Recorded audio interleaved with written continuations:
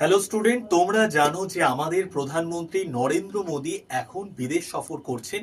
উনি চলে গিয়েছিলেন প্রথমে ফ্রান্সে গিয়ে উনি ওখানে আমাদের যে 2025 সালের ফ্রান্সের প্যারিসে এআই অ্যাকশন সামিট হচ্ছিল সেখানে উনি অংশগ্রহণ করেছেন এবং সেখানে উনি জানিয়ে দিয়েছেন 2026 সালে এআই অ্যাকশন সামিট কোথায় হবে? ভারতে হবে।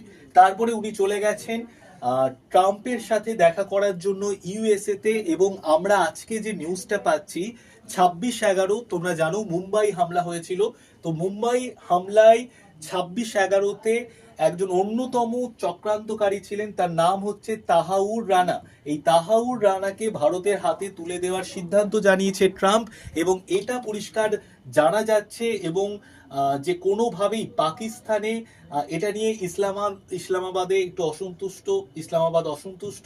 আরেকটা জিনিস আমি তোমাদেরকে দেখলাম যে দেখো, বিশ্বের অন্যতম শত্রু যিনি 2008 সালে মুম্বাই হামলায় জড়িত ছিলেন তাকে বিচারের সম্মুখীন হওয়ার জন্য ভারতে পাঠানোর সিদ্ধান্ত নেওয়া হয়েছে। এবং দেখো, যেটা বলার বিষয় যে সন্ত্রাসবাদকে, পাকিস্তানে সন্ত্রাসবাদ ছড়াচ্ছে, তো সন্ত্রাসবাদকে কোনো রকম ভাবেই প্রশ্রয় দেওয়া যাবে না, এরকম একটা বার্তা কিন্তু আমেরিকা থেকে দিচ্ছেন আমাদের প্রধানমন্ত্রী নরেন্দ্র মোদী। তোমাদের কি বক্তব্য অবশ্যই কমেন্টে লিখে জানাও।